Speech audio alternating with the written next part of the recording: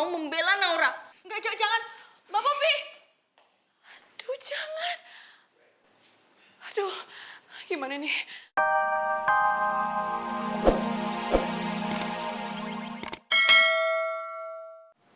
Jadi, kisah cinta kita berdua sudah tersebar kemana-mana. Aku mau seluruh dunia itu tahu kalau memang aku sangat mencintai kamu. Udah, Mas Yogi, udah, tolong. Jangan ganggu aku lagi. Pergi dari sini. Jangan ganggu aku. Kamu tahu kan aku nggak akan menyerah untuk mendapatkan kamu. Semakin kamu menolak, semakin aku gigih untuk mencari kamu, memiliki kamu. Ya, aku keluar. Mimpi indah ya. Doain kalau kita akan cepat sama-sama.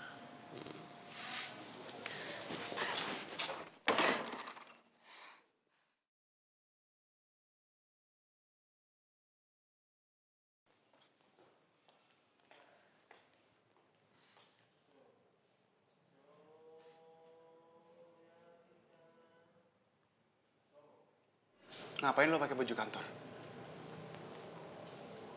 Mau ke kantor juga? Hah? Masih berani lo nongol di kantor bokap gue setelah masalah kemarin? Yang seharusnya gue nanya sama lo lupa. Kalau gue ini adalah kakak lo. Kalau emang lo mau gue keluar dari kantor ya udah nggak apa-apa. Bilang sama bokap lo, atau nggak lo pecat gue aja. Jadi seluruh dunia itu juga tahu kalau lo itu nggak bisa bedain antara pekerjaan dan juga kehidupan keluarga. Pecat aja, nggak apa-apa kok gua. Gua udah telat nih.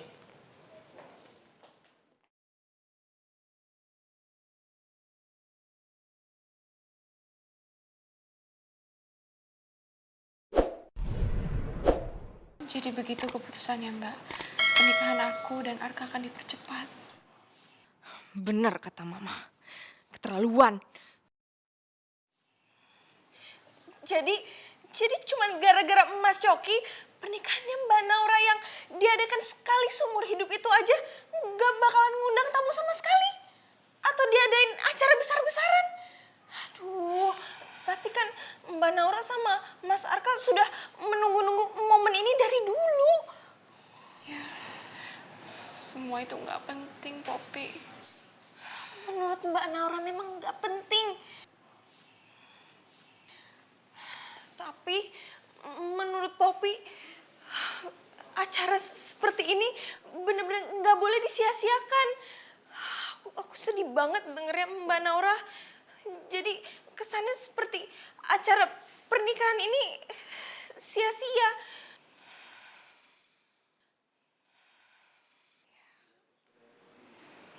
Mbak Popi salah. Semuanya nggak akan berlalu seperti itu aja kok. Pernikahan kan gak berhenti di ijab kabul. Justru ijab kabul itu adalah awalnya. Yang penting kan setelahnya nanti, Mbak. Aku akan menghabiskan hidup aku bersama Arka. Dan kita akan membangun keluarga kami berdua. Gimana cara meyakinkan Naura untuk lebih menuntut? Ya, sebenarnya kalau boleh jujur sih ada yang aku cemasin sih. Apa itu Mbak Naura?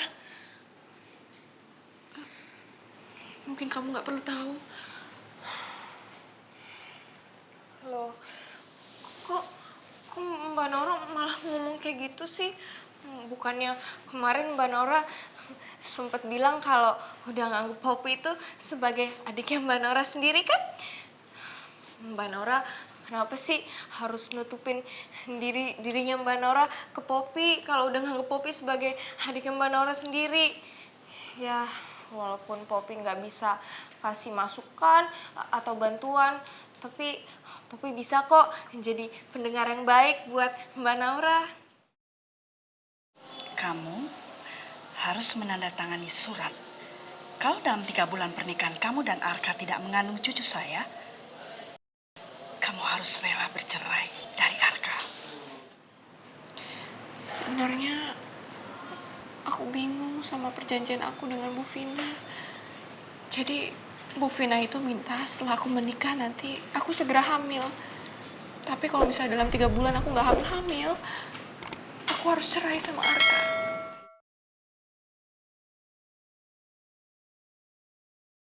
Wah, Tante Vina hebat juga.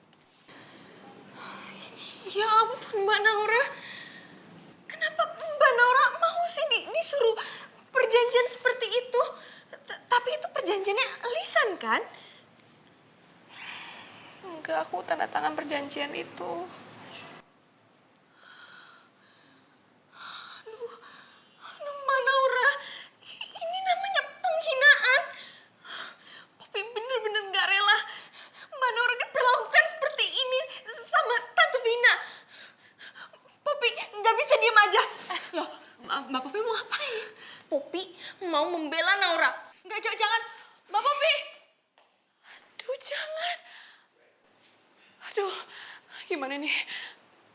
Aduh, kalau aku ke sana pasti nanti akan bikin kacau keadaan. Tapi terus aku harus ngapain? Jadi Ma, keputusan Papa sudah bulat. Akad nikah Naura dan Arka harus dipercepat.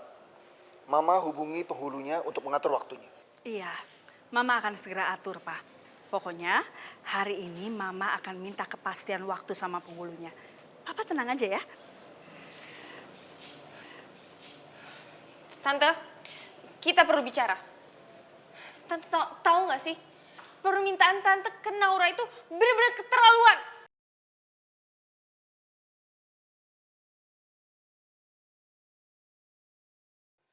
Permintaan? Permintaan apa maksud kamu? Jadi Om belum tahu? Gini ya Om ya, Tante Vina itu bikin perjanjian sama Naura. Kalau dalam waktu 3 bulan Naura tidak bisa hamil sama Arka, Naura harus cerai sama Arka.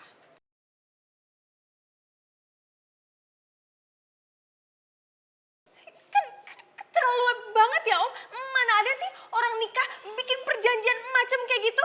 Kan kasihan Nauranya. Ma! Apa-apaan ini? Pak, nggak bener kok. Dia itu bohong. Mama nggak pernah buat perjanjian seperti itu. Apalagi perjanjian apa tadi yang kamu bilang? Nggak pernah kok. Dia itu cuma fitnah, Pak. Papa percaya dong sama Mama. Papa harus bicara sama Naura. Mana Naura? Naura! Papa!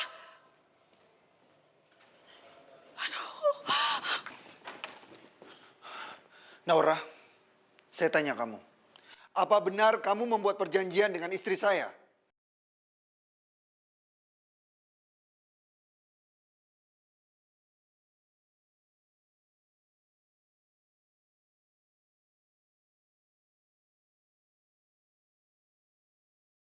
Ya Allah, gimana ini? Pak Huto mau tahu. Aku harus jawab apa?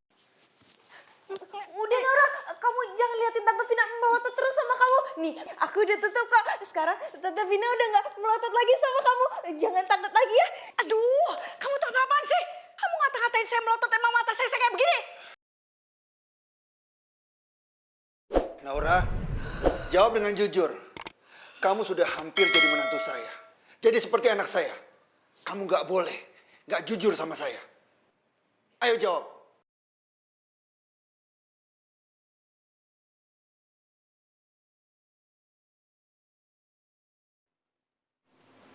Sebenarnya semua yang dikatakan Mbak Poppy benar, Pak. Saya memang menandatangani perjanjian dengan Bu Vina bahwa saya akan bercerai dengan Arka kalau setelah 3 bulan saya menikah dengan Arka. Saya belum hamil juga.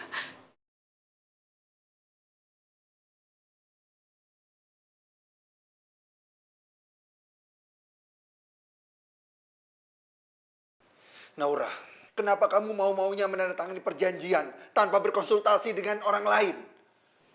Saya sudah bicarakan semua ini dengan Arka, Pak.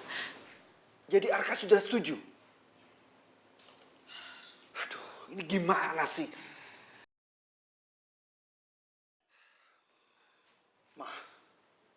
Mama ini gimana sih? Selalu saja bikin kekacauan. Papa? Papa kok gak percaya banget sih sama Mama? Dia itu bohong, Mama difitnah. Papa tidak mau bicara lagi sama Mama. Papa mau bicara dulu sama Arka.